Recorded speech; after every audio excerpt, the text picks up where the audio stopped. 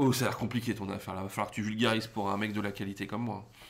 Oui, alors on va essayer de vulgariser ça. Donc en fait, c'est ce que.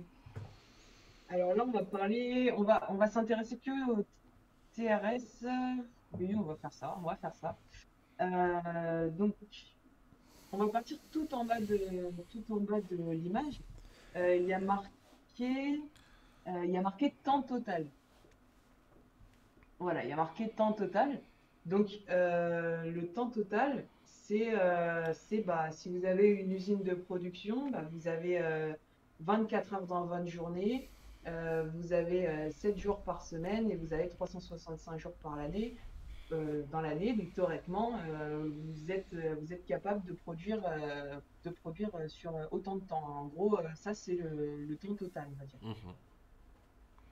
Sauf qu'il se trouve que vous n'êtes pas une usine qui tournait 24 heures sur 24, mais vous êtes une usine vous tournez alors ce qu'on appelle en 2-8, c'est-à-dire qu'en fait vous avez deux équipes et vous tournez pas sur 24 heures, mais sur 16 heures par exemple. Ou, voilà. Un 2-8, ça veut dire ça. Donc ce temps total, quand vous enlevez toute la partie où vous ne pouvez pas tourner parce que vous n'avez pas d'équipe, vous obtenez ce qui s'appelle un temps d'ouverture. Mhm. Après ce temps d'ouverture, vous avez une demande des marchés. La demande des marchés, c'est produire tant. Vous n'avez peut-être pas besoin de tout ce temps d'ouverture pour produire tant. Donc à côté, vous allez pouvoir faire bah, justement ce qui est marqué des arrêts planifiés. Vous pouvez faire des arrêts planifiés à côté parce que votre temps requis pour produire la production dont vous avez besoin, il n'est pas forcément égal à tout le temps d'ouverture, en fait. Qu'est-ce que tu mets dans les arrêts Ouais, planifiés par très. exemple? Tu peux mettre une qualification, une validation, un temps pour un projet, un arrêt pour faire une optimisation d'une ligne, etc., etc. Des essais, des trucs comme Des ça. essais, c'est Ouais. un temps où tu te mets d'accord généralement avec la service logistique pour dire, voilà, j'achète X heures ou X jours par semaine, par mois, par an, etc. Donc C'est des c'est-à-dire arrêts. du temps, c'est pas du temps où la machine elle est à l'arrêt, c'est du temps où tu vas quand même utiliser entre guillemets les opérateurs, les équipements, potentiellement des composants Tu, tu, pour faire quelque chose. En théorie, souvent, t'as pas d'opérateur, tu vas peu utiliser de composants parce que tu n'es pas en train de produire en Ouais. réel, tu peux utiliser des composants pour faire tes essais. En règle générale, souvent tu te dis, pour dire est-ce que c'est un arrêt planifié ou pas, c'est est-ce que j'ai des opérateurs qui sont présents sur la ligne ou pas. Si tu n'as pas d'opérateur, Mhm. tu vas le mettre dans le temps d'arrêt planifié, mais parce que tu as acheté ce temps-là auprès de la logistique. Est-ce que par exemple former quelqu'un au vide de ligne ou prendre le temps de passer 2-3 heures à former quelqu'un au vide de ligne sur l'équipement, on le met dans le temps planifié pour faire un rebond avec ce qu'on disait la semaine dernière? Non, c'est pas dedans. Donc, Tu c'est un débat, il y a pourrais pas le mal. mettre. Il y a des sites qui vont mettre la formation dans l'arrêt planifié. Aurore a dit non. Ouais, mais il y a des sites qui vont mettre tout ce qui va être formation en arrêt planifié et d'autres qui vont le mettre sur le temps de dispo. D'accord. Ok. Bah, tout dépend si tu l'as aussi prévu à l'origine ou pas. Ou Oui, c'est si ça. c'est du rétroactif et que du coup, ah merde, j'ai oublié, il y a Dupont, il est plus validé par Mediafil et je dois arrêter et que c'était pas prévu et que je dois D'accord. arrêter la Ouais, ouais, ligne. c'est ça. Il y a une notion de planifier aussi. Est-ce que Mhm. je l'ai acheté auprès de la logistique et est-ce que c'est inclus dans notre budget et dans notre plan de perf au global? Donc le but, c'est de quand on a défini la règle à la base, on s'y tient. Ça fait preuve de, faut faire preuve d'honnêteté Ah intellectuelle pour se dire, bah, on l'avait prévu à la base. Sinon, intéresse à 99%, on peut toujours l'atteindre. un TRS à 99, tu peux l'atteindre à partir du moment où, ouais, tu trichailles un petit peu Ouais, sur tes temps d'arrêt planifiés. on est d'accord. Ok, donc là on a les temps, on avait dit les arrêts planifiés qui Les font arrêts, partie de ton temps requis plus, enfin c'est ton temps d'ouverture moins tes arrêts planifiés, c'est ton temps requis. c'est ça, c'est mon temps requis pour réussir à faire ma prod. Ensuite, dans ce temps requis, on va avoir bah, des arrêts justement non planifiés. On va donner des exemples après. Et en gros, ces arrêts non planifiés vont de la même façon obtenir le temps de fonctionnement, c'est-à-dire le temps que je vais donner à ma machine pour fonctionner, en fait. Voilà, donc dans les arrêts non planifiés, on peut trouver plein de choses. On peut trouver des grosses pannes, on peut trouver alors, vous avez parlé des vides de ligne la semaine dernière. Ouais. Donc, on va pouvoir parler justement des étapes où vous pouvez faire des changements de lots entre les lots. On va pouvoir parler de arrêt non planifié. Oui, il y a le directeur qui veut me parler, il faut que j'arrête la machine et hop, je vais aller parler avec mon directeur qui était c'est comme ça, il avait décidé d'arrêter toute la prod. Non, ça arrive jamais, mais Ça arrive voilà. pas. Ça, C'est rare que le directeur de prod il décide de parler, d'arrêter les lignes. c'est le directeur qualité qui le dit. C'est ça. plutôt la Q, ouais, ça c'est sûr. Ouais. Non, mais du coup, tu dis que tu mets tes vides de ligne dans des arrêts non planifiés. Pourtant, les vides de ligne, on sait à peu près, on doit pouvoir calculer le temps de gamme et les mettre dans les arrêts planifiés. Non C'est pas, ça compte pas dans les arrêts planifiés. Tu as tes opérateurs qui sont présents. Il y a un commentaire de Sauce Landish par exemple. Est-ce que le changement de format est un arrêt planifié? La plupart des sites vont mettre les changements de format dans le TRS, donc ne seront pas comptés dans les arrêts planifiés. Alors pour les étudiants qui nous écoutent encore à cette heure-là, un changement de format, c'est quand on passe, le plus simple à comprendre sur une ligne de conditionnement, quand on passe d'une boîte où on va faire je sais pas, 10 comprimés par boîte à une boîte où on va faire 50 comprimés par boîte, je dis n'importe quoi.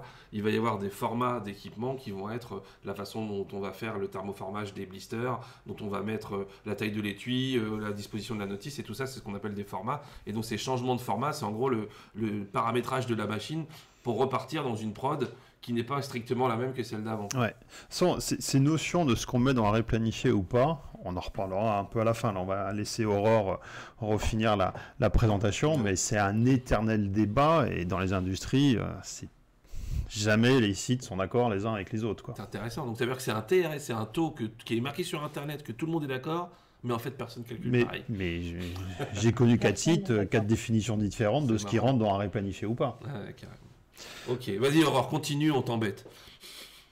Non, mais c'est intéressant ce que vous dites, c'est-à-dire que c'est censé être un truc qui est utilisé par tout le monde, et en fait, il y a personne, j'exagère, mais il y a personne qui l'utilise de la même façon. Donc, par exemple, si demain je vais à l'autre bout de la France pour voir ce qui se passe dans une usine et que je souhaite étudier un peu ce TRS, c'est important directement de voir ce qu'il y a derrière. Est-ce que les personnes renseignent enfin, les données que j'ai, où est-ce que c'est géré, est-ce que c'est d'arrêt planifié, non planifié. Ouais, Enfin, ouais, c'est ouais. important de l'étudier.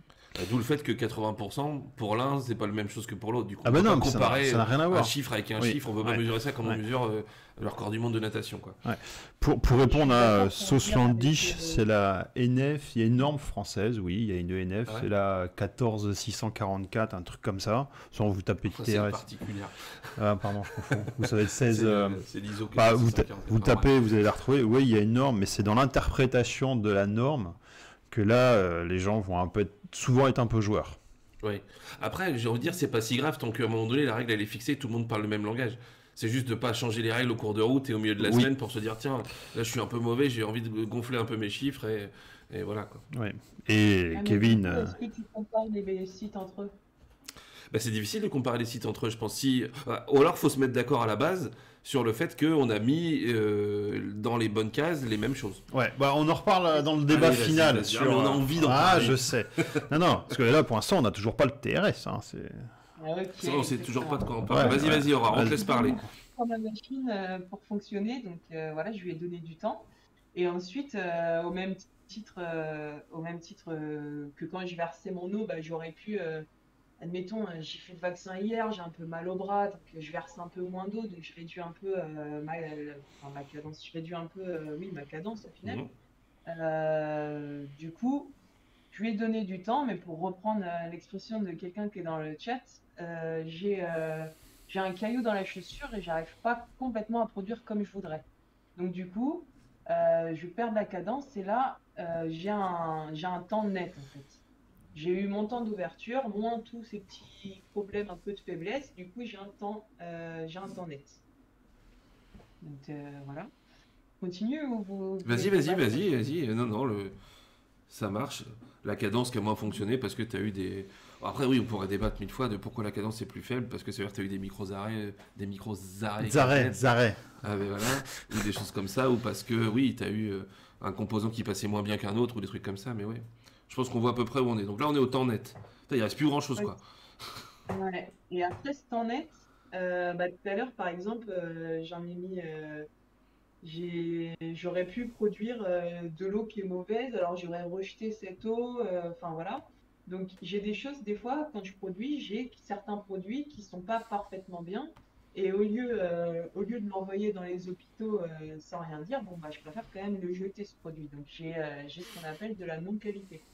Ça Donc arrive ça. parmi mes productions, j'ai de la non-qualité. Du coup, j'ai ce qu'on appelle le temps utile. Donc le temps utile, c'est vraiment le temps qui, bah, dans le, où j'ai produit des produits conformes.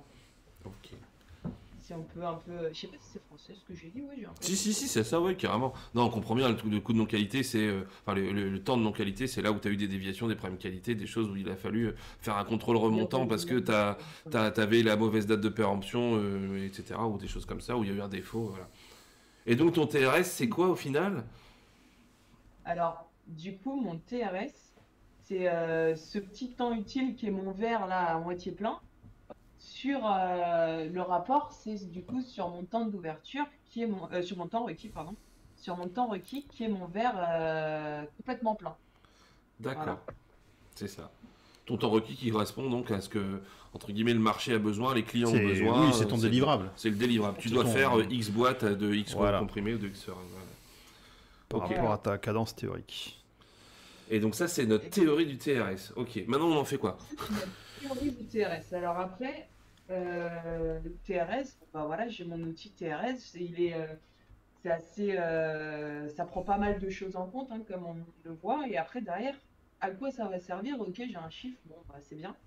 Et en fait, c'est important que tous ces temps soient décortiqués. C'est important que dans les bases de données que vous allez avoir et que vous devez aussi potentiellement générer, vous ayez tous ces temps différents. Parce que du coup, si je prends mon temps requis là et mon temps de fonctionnement, donc le temps de fonctionnement, je rappelle, c'est le temps que je donne à ma machine pour fonctionner.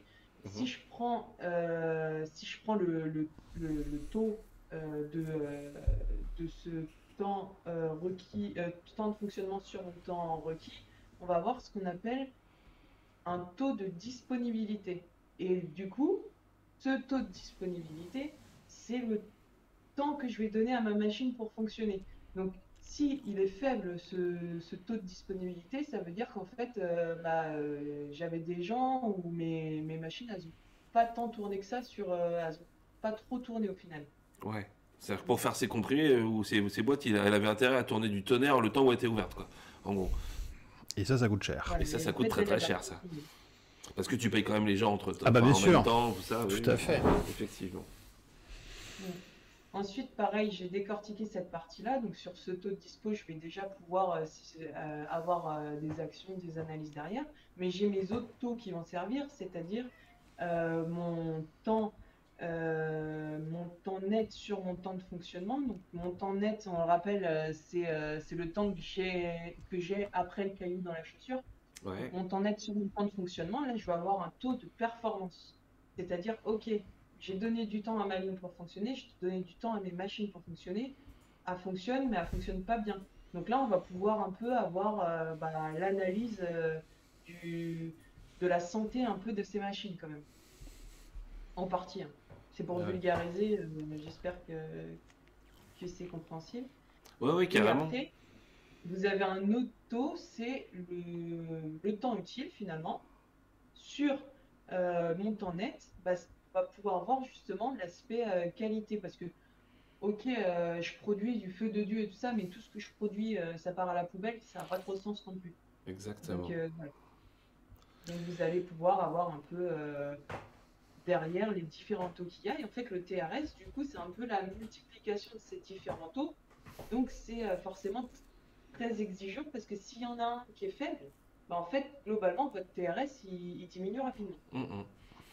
Et donc, du coup, pour faire le lien avec la milieu continu, toi, tu vas bosser sur tout ce qui est arrêt non planifié, écart de cadence, non qualité, pour essayer de les réduire au minimum, pour faire en sorte que tes temps d'ouverture, tes temps requis de fonctionnement net et utile soient le plus proche de ce qu'on avait imaginé au début, quoi. Ah, tu dois te rapprocher de ta Voilà. cadence max. Mais surtout aussi, le TRS, c'est quelque chose qui est budgété. Et tu Vas-y, t'en... Ludo. Ah ouais, c'est important aussi, parce que derrière le TRS, c'est effectivement, comme le dit Aurore, c'est un indicateur de suivi. Mais c'est aussi un peu plus que ça. C'est que ton TRS, tu vas dire, bah, telle ligne, je m'engage à l'année 2022 de faire un TRS à 54%. Tu t'engages là-dessus. Et qu'est-ce que ça engage quoi encore? Bah, la responsabilité, elle est super importante parce que tout le planning d'appro, tout le planning des étapes en aval sont basés sur le chiffre que tu vas mettre dans le budget. Donc si par exemple tu te dis je veux faire 54% de TRS et que tu en fais 60, c'est bien. Tu vas te dire c'est bien, j'ai gagné 6% de perf, etc. Sauf que la conséquence de ça, c'est que tu vas tirer plus sur les plannings d'appro, plus sur les plannings des copains des étapes de production qui sont avant toi. En amont, ouais, et du coup, tu vas déséquilibrer et tu vas vider le stock qui est entre les deux et tu vas générer de la tension. Ou tu vas dire, les gars, allez plus vite que ça, moi j'ai plus rien à faire. Et ça se finit par quelques tensions inter-services, etc. Au moins, toi, tu es tranquille parce que tes chiffres sont en vert, mais en fait, tu génères du stress sur les étapes en amont. Et des temps d'arrêt, parce que si à un moment donné, l'étape d'avant, elle est tellement vidée qu'elle t'approvisionne pas, toi tu t'arrêtes. Donc du coup, tu as tellement bien produit qu'il faut que tu t'arrêtes. Que tu t'arrêtes. Mais ça, on l'a tous déjà connu. Voilà, quand au moment tu vas trop vite, tu dois être just in time, ni trop tôt, ni trop tard, quoi. À l'inverse, tu sous-estimes ton TRS. Bon, tu te fais taper sur les doigts parce que tes indicateurs vont être dans le rouge, mais en plus, ça veut dire que toutes les étapes après toi, tu les désorganises. Ouais. Et ça peut être jusqu'au client et patient final. On parle souvent de pénurie de médicaments. Tu livres pas dans les temps, quoi. Ça veut dire que tu livres pas dans les temps. Donc, à un moment, quand ça s'accumule, tu peux générer des ruptures marché ou beaucoup de dysfonctionnements dans les étapes. Donc, le TRS, c'est un indicateur de mesure, mais c'est aussi un indicateur extrêmement fort pour le budget et pour coordonner l'activité d'un site au complet. Donc, tu veux dire connaître correctement ses équipements et savoir son TRS, savoir entre guillemets l'estimer au mieux, ça reste ni trop peu, parce que si on est trop optimiste, c'est pas mieux que d'être trop pessimiste. Ça peut, c'est un enjeu majeur entre guillemets de la prod, quoi. Ouais, si je fais schématique, souvent tu as les services logistiques qui poussent pour les TRS les plus hauts. Même si tu sais que toi tu les atteindras jamais, mais ils vont te dire allez, mais 80. Donc ça va se finir pour rattraper par des heures sup, des équipes supplémentaires, etc. Ou toi, souvent en prod, oui, il faut que tu fasses mieux que ce que tu as fait l'année d'avant, mais tu veux pas non plus survendre un chiffre parce que tu as. Tranquille. Ouais. Moi j'ai connu des situations où on avait tellement survendu le TRS du budget qu'au final on apparaissait dans le rouge, alors qu'on faisait beaucoup plus de performances que les années d'avant. Oui, donc ça devient un peu loufoque, entre guillemets. Ça devient complètement loufoque, quoi. Il y a logique, quoi. Ouais. Donc non, le TRS, c'est un indicateur clé dans la coordination d'un site et d'un service et d'un site. Ouais, et du coup, c'est aussi important d'arriver à le connaître et de bien le maîtriser quand on est en prod et qu'on va expliquer ça à la logistique, à la qualité, à la direction de site pour dire voilà pourquoi j'ai mis 54% de TRS. Parce que ça sort pas du cul à la vache. Il faut être bien clair de ce qu'il y a à l'intérieur. Voilà, tout à fait. Ça, et je connais mes équipements, je connais mes gars, je connais les procédures, je sais, je me connais bien. Connais-toi toi-même, quoi. Et tu feras un bon TRS. Non, moi je dis qu'il faut refaire l'expérience de la cafetière Aurore parce que Christophe n'a pas compris. Carrément. Vas-y, verse clairement la cafetière sur la tête. Ouais, et pour le replay YouTube, il nous faut l'extrait avec de l'eau propre. Carrément. Donc du coup, c'est intéressant tout ça le TRS. Et alors du coup, il y a une question, je la pose, mais alors, le but, ça reste quand même d'améliorer le TRS d'année en année, etc. Mais pourquoi plutôt que d'améliorer ton TRS et entre guillemets te faire des nœuds au cerveau, t'achètes pas une machine qui va plus vite? Plutôt que de l'améliorer et puis du coup on vire Aurore, il n'y a plus d'amélioration continue, on achète une bécane qui va 2 fois plus vite et puis on avance Guingamp. Ça va coûter incroyablement cher. T'achètes une machine, il faut imaginer quand même qu'à l'heure actuelle dans l'industrie pharma, et c'est encore plus vrai dans les situations actuelles de Covid, où pour avoir une machine, la plus simple, il va falloir compter 6 mois. Plus tu vas mettre des ressources pour la designer, la qualifier, la monter, etc., etc. Donc en fait, derrière, tu vas avoir un temps et tu vas dépenser énormément d'argent. Mais à un moment, oui, la question va se poser. Mais il ne faut pas que ça soit la première. Souvent, tu vas te faire challenger par ton groupe ou par le comité de direction pour être sûr que tu allais au bout de ce que tu pouvais faire avec la ligne avant faut être là. Bah ouais, parce que c'est pas parce que tu faisais 54% de TRS et d'un coup tu es tombé à 34 que d'un coup on va te dire tiens, nouvelle ligne quoi. Ouais, oui. À part des grands groupes qui ont plein d'argent, mais c'est pas la majorité quoi. Oui, donc il faut connaître aussi quelque part, il faut être lucide sur le potentiel de son équipement. On sait qu'elle pourra jamais avoir 100% de TRS, mais si on connaît la bécane, on connaît encore une fois les gens, les procédures, etc., on sait jusqu'où elle est capable de monter et comment on est capable de la fiabiliser jusqu'à en racheter une. Ouais. Et il faut savoir aussi que souvent, ça c'est un très gros piège quand on va définir un TRS, parce que je réponds à la question aussi de on fait comment pour estimer le TRS de l'année prochaine. Il faut savoir aussi qu'une ligne, généralement, son TRS va fortement évoluer. On l'achète, le fournisseur va nous dire ouais, elle tourne à 70% de TRS. Déjà, vous pouvez diviser ce TRS-là par deux facilement au démarrage. Ouais, c'est la pub du vendeur, quoi. Voilà, ça c'est la pub du vendeur. Vous allez galérer sur X sujet pendant 3 mois, 6 mois, parfois 1 an pour des lignes un peu plus complexes. Déjà, de base, tu achètes un truc avec un TRS, mais déjà, tu sais que pendant les premiers mois, tu vas être au moins divisé par deux sur ton TRS, ce qu'on appelle phase de ramp-up. Après, ton TRS va monter petit à petit, il va se stabiliser. Tu vas l'améliorer petit à petit, le principe de l'amélioration continue. Mais après, tu as un autre phénomène qui va arriver, ça va être l'obsolescence de la ligne. La ligne va être de plus en plus en panne, etc. Et là, du coup, ton TRS va commencer à rebaisser petit à petit, parce que c'est plus dur à avoir des pièces, les pièces, elles cassent plus facilement, etc. etc. C'est la faute de la maintenance, ça, c'est parce qu'ils ne maintiennent pas bien l'équipement, ça. Tout à fait. Hein, Tervieux. On en parlera dans une autre émission, on parlera de la maintenance et de comment on fait pour maintenir des lignes et compagnie. Mais oui, ok, donc du coup, ta bécane... Enfin, entre guillemets, faut pas tu la jettes pas au bout de 6 mois parce que tu t'es dit, tiens, il y a la nouvelle qui est sortie, c'est comme l'iPhone 14, quoi. Ouais, on pourra faire des cours aussi sur l'aspect financier, mais une ligne, elle s'amortit sur 10 ans. Tu peux pas l'acheter tant que t'as pas fini de l'amortir. C'est cher, quoi. C'est extrêmement cher. Je comparais ça avec un iPhone 14, mais c'est pas 1000 balles, quoi. En général, quand on parle de ligne de condi ou des choses comme ça, c'est plusieurs centaines de milliers d'euros, voire plus, quoi. Question de Roby Techno. C'est combien un bon TRS en pharma? Très bonne question. Et le bon et le mauvais TRS, c'est le bon TRS, il est là, il tire, quoi. Il y a qui tire. Non. Honnêtement, dans la pharma, oui, les TRS vont être plus faibles que dans d'autres métiers type automobile ou à l'alimentaire. Moi, par expérience, une ligne de conditionnement, on peut aller entre des lignes très très longues avec plusieurs étapes à 30% jusqu'à aller à 60%. À 70, honnêtement, on va être dans le haut du panier. Après, il peut y avoir des lignes qui sont un peu plus courtes ou forcément, où il y a moins d'opérations, les TRS vont être plus importants. Mais en fait, souvent en pharma, on a quand même des lignes qui sont longues et complexes. Donc, du coup, forcément, les TRS sont généralement plus faibles. Il y a une question de Charlie P qui est super intéressante, je pense qu'on peut en parler là, c'est entre les petits lots et les gros lots, c'est-à-dire, entre guillemets, je sais que moi j'entends toujours la prod dire « Ah, je suis content, j'ai un OF, il est énorme là, je vais pas avoir de temps d'arrêt, après le vide de ligne, entre guillemets, je tourne pendant 3 jours, je suis pépère, je fais pas d'épicerie. » Ça a un gros impact sur le TRS. Ça fait partie du débat entre la prod et le logisticien. Parfois même... Du débat houleux des fois. Voilà, même le qualiticien va être d'accord avec la prod. C'est rare ça. Ouais, parce que quand le qualiticien doit libérer un lot de 122 boîtes de 2 pour l'Inde, véridique, ça fait un peu mal. Donc non, ça va dépendre de la stratégie. Après, si par exemple à un moment le site va décider de diminuer la taille des lots, forcément il faut que le site doit être logique et à revoir à la baisse le TRS. Parce que tu peux pas diminuer ta taille de lot et toujours attendre le même niveau de TRS, ou ça veut dire que tu as X actions d'amélioration. Mais ça dépend entre flexibilité.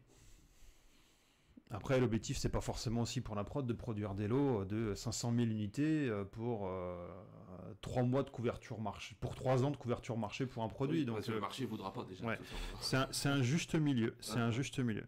Par contre, je suis d'accord avec...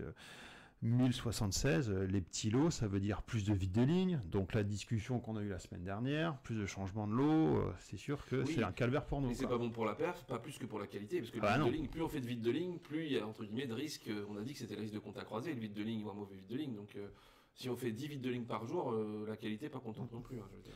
T'es d'accord, Aurore? C'est d'ailleurs important avec ces impondérables, on va dire, de pouvoir voir finalement si j'étais moi en tant qu'opérateur sur ligne à mon max avec des machines qui tournent, voilà, à combien je pourrais aller maximum. Et c'est différent de se dire ça se trouve un opérateur à son max en étant à 100%, il peut faire que 60% ou alors 80%. C'est important d'avoir cette base de travail parce que s'il peut aller à 80, mais qu'au final son TRS il est de 55, c'est différent de s'il pouvait aller à 60 max et que son TRS est de 55. Exactement. Et Ouais. là, c'est important d'avoir ce TRS un peu optimum où je peux aller à maximum gratter sur les lignes de production directement. Point de, Le reste, c'est de, ailleurs, quoi.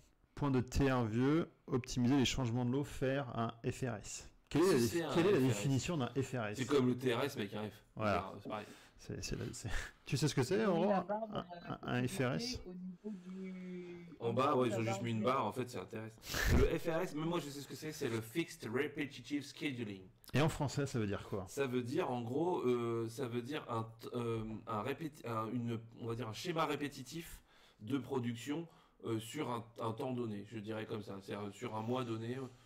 Tu me dis si je dis des conneries, Non, mais c'est possible que je dise de la merde. Hein. Ouais. C'est en gros, on se dit, je vais faire tel pays, telle boîte, telle taille de l'eau, enfin telle boîte de 10, la première semaine de mon mois, la deuxième semaine je vais faire tel autre produit, troisième, et j'essaie de répéter ça pour entre guillemets standardiser son planning sur un temps moyen terme. C'est un temps que tu vas définir au moins à la semaine en règle générale. Les Anglais utilisent aussi le terme de pattern wheel. La pattern wheel, la célèbre et fameuse pattern wheel. Mais c'est une séquence optimale qui vont inclure aussi les changements de format. Parce que par exemple, parfois c'est plus facile de passer de format boîte de 10, puis boîte de 6, puis boîte de 2, que faire directement boîte de 10 à boîte de 2. Parce que y a un certain nombre de composants qui peuvent rester ou de réglages qui peuvent rester. Mais là, il va faire des boîtes de 2 tout. Oui, mais en fait, ce FRS ou cette pattern wheel, elle est en accord avec la logistique pour dire un cycle qui sera suffisamment flexible pour la logistique, mais suffisamment optimal pour la prod sur ces changements de l'eau, sur la taille de l'eau et sur ces changements de format pour la prod. Mais ça, c'est un exercice qui est extrêmement puissant. Et quand ça marche, ça inclut aussi pour les opérateurs, les opérationnels sur ligne, une récurrence et une redondance des actions où tu sais que le lundi, tu vas avoir telle chose à faire, le mardi, tel changement de format, etc., etc. Ça veut dire que tu peux planifier tes ressources adaptées. Puis si tu as des opérateurs qui sont plus aptes, par exemple, pour des changements de format, bah, tu peux les caler, tu peux faire le planning personnel plus facilement avec ces FRS ou pattern wheel.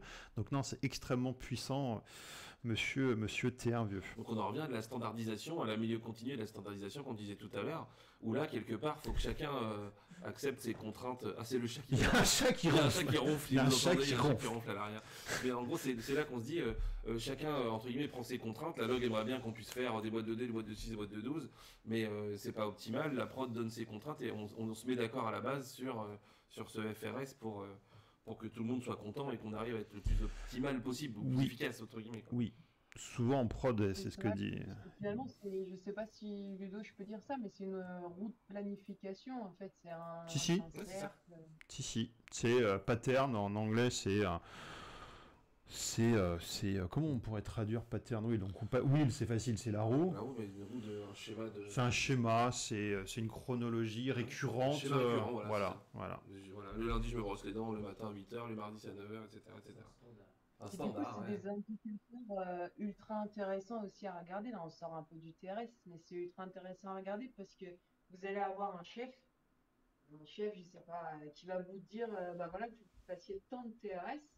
Et au final, en calculant avec cette pattern wheel un peu tous les lots que vous devez faire, et puis il y a forcément des changements de lots, des choses comme ça, même en optimisant, ça se trouve, vous vous rendrez compte que si le chef il vous laisse autant de produits, autant de différences sur les lignes, vous n'arriverez jamais à avoir cet objectif.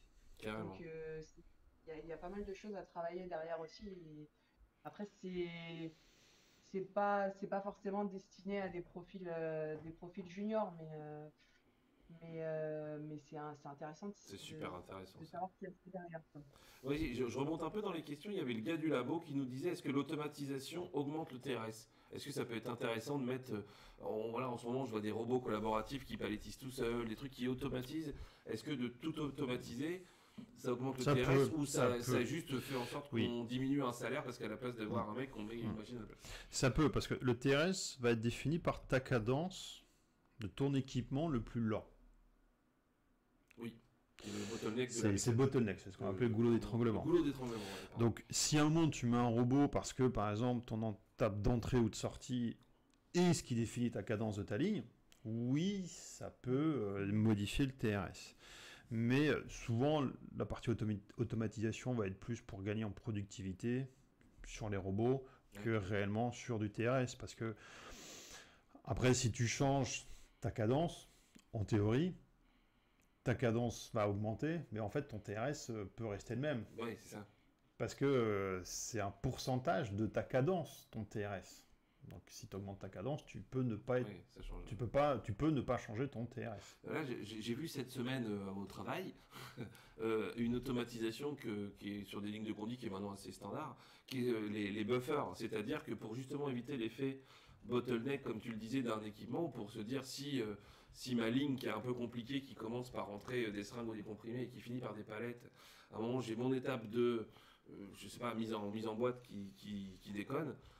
J'ai un buffer, c'est-à-dire un tampon à des étapes intermédiaires pour faire en sorte que la ligne continue à tourner même si j'ai une équipe, j'ai une étape qui tourne. Ça, c'est de l'automatisation intelligente. Enfin, moi, c'est ce que j'imagine de mon œil de qualiticien. Mais après, derrière. Un débat, les deux. C'est quoi le débat, Aurore? En fait, pourquoi tu as mis un buffer? C'est parce que, alors, ça dépend, mais si c'est pour ça, c'est pour contrecarrer en fait un problème en fait, c'est peut-être pas la bonne solution. En fait, là, tu es en train de cacher un problème par un buffer. Après, si ce problème, tu peux vraiment pas le résoudre, ou si c'est pas un problème, c'est juste que tu as envie d'avoir ce buffer parce que même quand tout va bien, il est nécessaire d'avoir ce buffer, ok. Mais il faut pas mettre un buffer pour contrecarrer un problème, quoi. Ouais, bon. Excuse-moi, moi j'ai coupé, je vais faire mon producteur à un moment, quoi. Vas-y. Je vois aussi le message de François Caboulet sur le buffer, il vaut mieux une ligne qui tourne qu'un buffer. Oui, je suis d'accord. N'empêche que, à un moment, moi j'ai connu des lignes entre l'étiqueteuse et la thermo, t'as même pas une minute de convoyeur. Donc dès que ton étiqueteuse s'arrête, ta thermo s'arrête. Tu connais très bien aussi, Aurore, ce dont je parle, et vice versa. Donc à un moment, sans parler sur des buffers pour tenir une demi-heure, une heure, quoi. Mais au moins pour pouvoir couvrir les micro-arrêts. Ouais, mais ça, c'est les mecs quand il y a des chefs de projet avec des moustaches et des chapeaux qui font des trucs avec des convoyeurs trop courts. Ça, c'est la faute du chef de projet, monsieur Caboulet. Toujours trop court, tes convoyeurs, François. Je pense que, tout ça, c'est pour dire que c'est à cause de la maintenance. C'est la faute de la maintenance. Non, là, c'est plutôt les chefs de projet. Là, c'est les chefs de projet. Les chefs de projet, là. C'est ceux qui prennent un peu, là. Non, mais tout est question de mesure, entre guillemets. Effectivement, le buffer, faut pas qu'il masque voilà. Mais il peut filer un coup de main quand même sur des lignes. Que ce soit, là, on parle de lignes de condi beaucoup, mais au remplissage, monsieur Caboulet, François Caboulet, il en a fait aussi sur des lignes de remplissage ou des mireuses ou des choses comme ça. Hein. C'est un juste milieu. Faut pas des buffers partout, mais à un moment, il faut pas se dire que ça va être parfait parce qu'à un moment, il y a aussi les opérateurs qui doivent aller débloquer des seringues ou des unités à droite et à gauche parce que pas de buffer et c'est la conduite de machine qui va être plus complexe. Exact. Corinne 27. Alors Corinne 27, je vais lui faire une énorme dédicace. C'est vrai? Ouais, parce que Corinne 27, c'est elle qui m'a inspiré ma plus grosse vanne de la soirée, qui a été ma seule vanne de la soirée. Ah bon? C'est qui Corinne? Ah oui, excellent. Ah mais oui, Corinne 27, on te fait des bisous. Corinne 27, bisous Corinne 27. Bisous Corinne 27. Alors moi j'ai une question, parce que le temps passe et j'ai la petite question polémique que j'ai sous le coude depuis tout à l'heure et on a discuté en préparant l'émission, c'est pour revenir au TRS et donc ce fameux chiffre, c'est à quel moment le TRS il est piloté et il devient l'objectif absolu et l'obsession de toute la direction et comment faire pour relativiser ça, parce que se dire je veux un TRS à 45%, et à un moment donné, si je suis à 44%, bah, je vire tout le monde, j'arrête l'usine. Et quand je suis à 46%, je file des bonus à tout le monde. Comment faire pour ne pas être obsédé par ce TRS, ou est-ce qu'il y a un risque à ça et à faire en faire trop, quoi, entre guillemets? Tu sais pas, Aurore, vas-y, ou j'attaque? Oui, quand même. Ouais. Effectivement, il y a les... on va dire, on va vulgariser, il y a les chefs qui ont toujours demandé plus de TRS, etc. Mais en fait, qu'est-ce qui fonde ce résultat, eux? Eux, en fait, ils le voient pas comme un outil d'amélioration continue à ce moment-là. Ils dérivent ce TRS comme un chiffre de résultat au final. Alors qu'à la base, le TRS, hein, c'est un outil d'amélioration continue pour étudier sa production. Et ça reste un outil, c'est pas censé être un résultat. C'est Donc, pas l'objectif absolu, quoi. C'est ça. c'est là où au tout début, je vous disais, bah, il y a 50% des gens qui utilisent le TRS avec ce qu'il y a derrière, et puis il y a d'autres personnes qui le voient purement comme un résultat et qui dérivent complètement de la base du TRS. Je vais citer Pour moi, Molière. Oh putain, on avait dit. Ouais, mais je vais vas-y, quand même cite citer Molière. Je vais quand même citer Molière dans la barre. Il faut manger pour vivre et pas vivre pour manger. C'est exactement ça. C'est exactement ça. Et souvent, je suis d'accord avec Aurore, le TRS devient la finalité. On doit dire qu'on a eu 60% de TRS, 50% de TRS, etc. Et en fait, non, c'est qu'un outil, comme le dit très bien Aurore. Le TRS, c'est qu'un outil d'amélioration. C'est pas l'objectif, c'est pas la finalité. Et souvent, on observe des dérives de il faut absolument que j'ai 54 points de TRS. Et parfois, c'est même au détriment de la performance réelle et donc du nombre d'unités produites par heure travaillée. Et Ouais. on peut avoir des très bons TRS et améliorer son TRS sans que le client, au final, ait plus d'unités et en temps et en heure, quoi. Le TRS est un outil de tracking, de mesure, d'amélioration, mais c'est pas la finalité. Donc sans vouloir faire son savant, ça vaut le coup d'aller l'expliquer quand même, de l'expliquer aux gens qui sont peut-être entre guillemets obsédés par le TRS ou qui ont oui. perdu cette notion-là et se disent bah, c'est l'objectif absolu. Oui. Moi c'est 44 ou rien quoi. Et